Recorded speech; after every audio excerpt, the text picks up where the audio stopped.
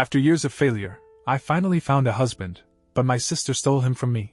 With the help of our parents, they did it because I deserved it. I'm 32, the oldest daughter, and my sister is 29. Our parents are still married and live in the same house we grew up in. Growing up, they always favored her. She got the bigger room, even though I was older. They bought her new clothes while I got hand-me-downs, saying she needed more because she was delicate. She wasn't, just better at getting attention. I was quiet and stayed out of trouble. She was the opposite, always the center of everything. Our parents bragged about her awards and activities, never mine. I got good grades, but they didn't care. She went to college with their help. I paid for community college with 2 jobs because they wouldn't. Guys always picked her too. Everyone I liked in high school ended up with her instead. She'd take them without trying. I gave up on dating after a while. Then I met Mark, 34, a mechanic. 2 years ago, my car broke down, he fixed it, and we started talking. He didn't meet my sister for months, and when he did, he didn't care about her. We dated, and last year, he proposed. I said yes. I thought I'd finally found someone she couldn't take. My sister has always been the one everyone loved more.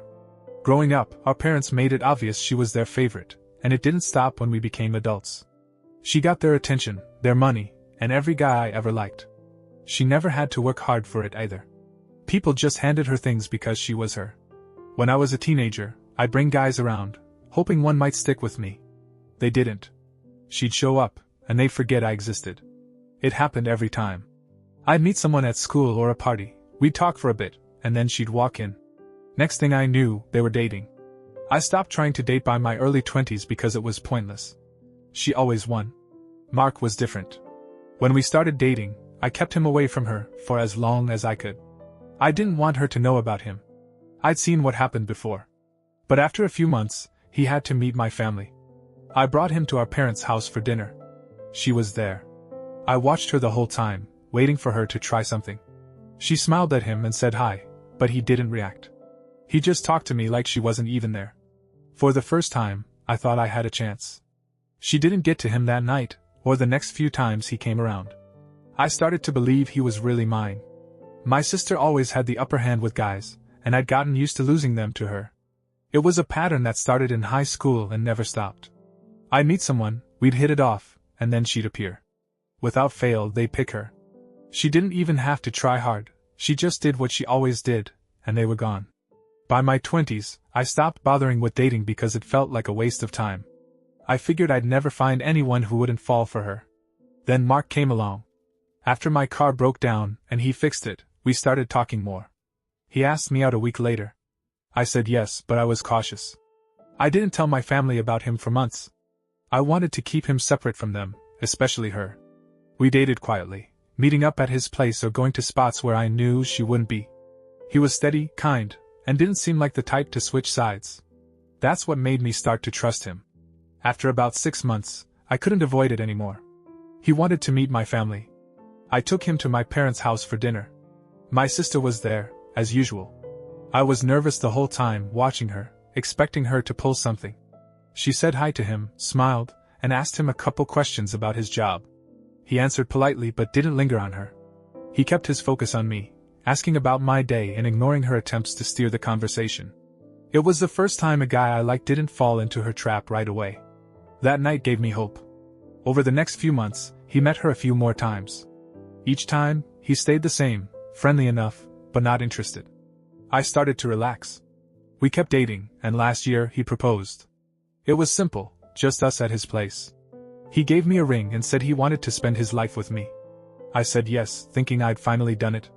I'd found a guy who saw me, not her. I didn't know then that it wouldn't last, that she'd find a way to take him too. But for that moment, I thought I'd won. Mark and I got engaged, and I started planning the wedding. We set a date for 6 months later. I wanted something small, just us, a few friends, and his family. I didn't want my parents or sister there, but Mark insisted. He said it wouldn't feel right without them. I gave in because I didn't want to argue. We booked a venue, a little hall near his place, and I started looking at dresses. It was the first time in years I felt like things were going my way. My sister found out about the engagement a week after it happened. I hadn't told her myself. I didn't want to, but my mom did. She called me, acting excited, saying how happy she was for us. I didn't buy it. Then my sister texted me, asking to meet Mark again.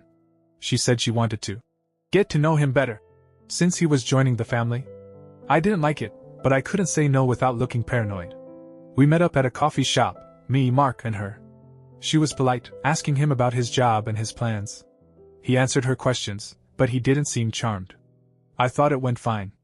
A few weeks later, she started showing up more. She'd call Mark directly, saying she needed help with something. Her car wouldn't start, or she had a flat tire. He'd go fix it because he's that kind of guy. I told him it bothered me, but he said he was just being nice. I didn't push it. Then she started complaining to our parents. She'd call them after every time she saw him, saying she didn't understand why I got someone like him. She told them I didn't deserve him, that he was too good for me. They listened to her. They always did. I found out because my mom called me one day. She said my sister was upset about the wedding. She thought Mark was a catch and didn't get why he picked me. Mom agreed with her. She said I'd never been good with guys, that my sister had always been the one they wanted. It stung, but it wasn't new. I told her the wedding was happening anyway. She didn't say much after that, but I could tell she wasn't done. My sister wasn't happy about the wedding, and she made sure our parents knew it. After that coffee shop meeting, she kept finding ways to get close to Mark. She'd call him for help with her car or show up at his garage with random excuses. He'd tell me about it afterward, saying he didn't mind helping out.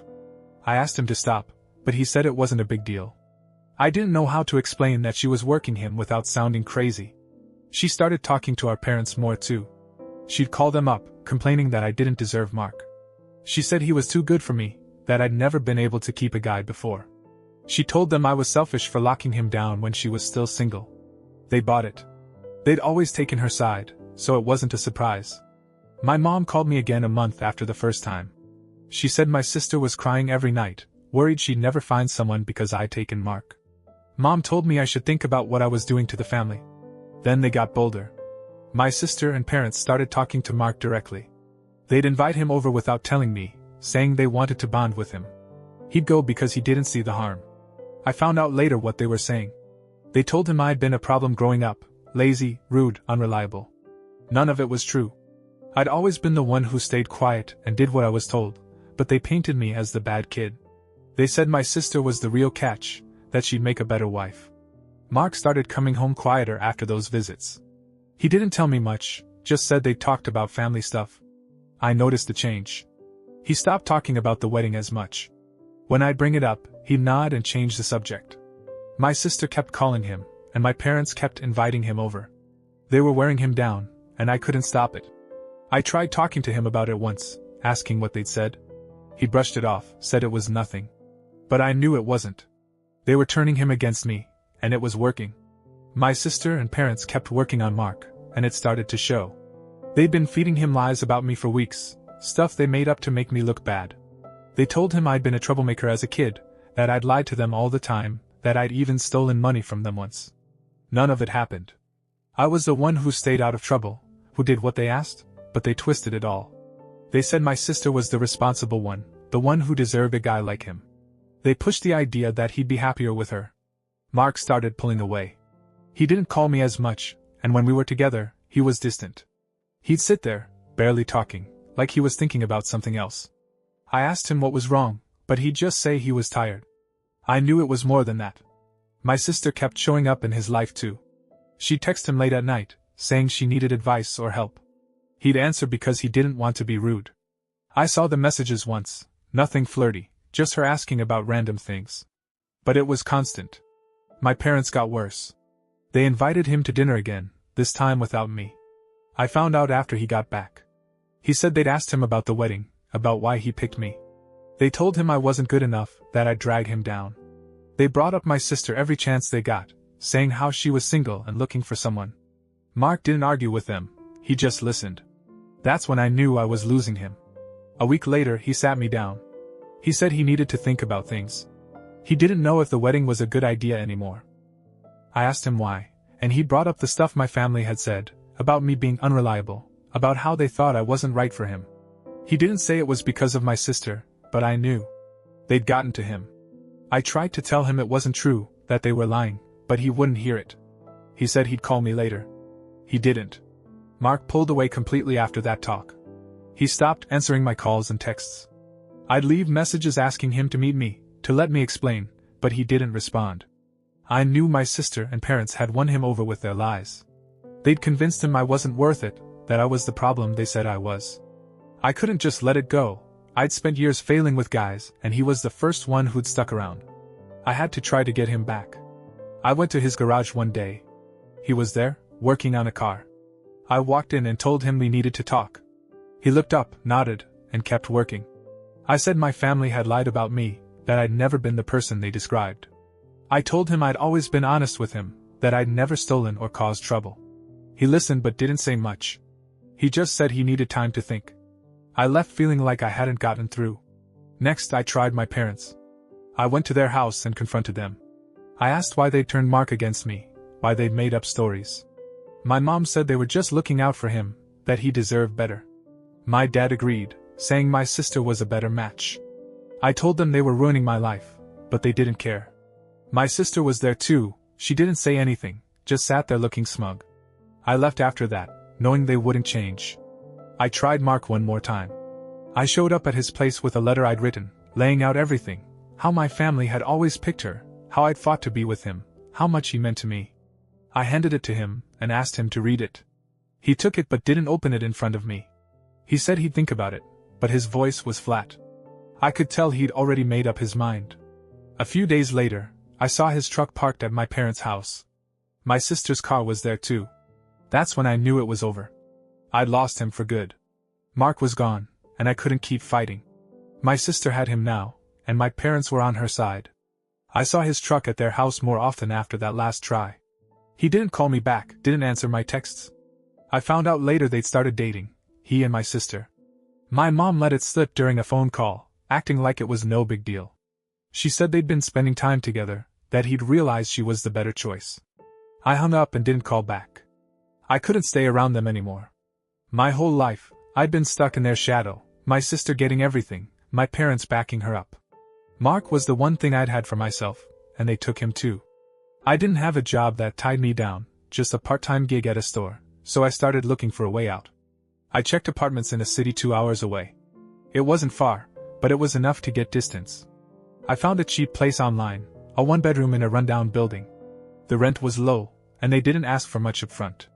I applied, got approved, and packed my stuff. It didn't take long. I didn't own much.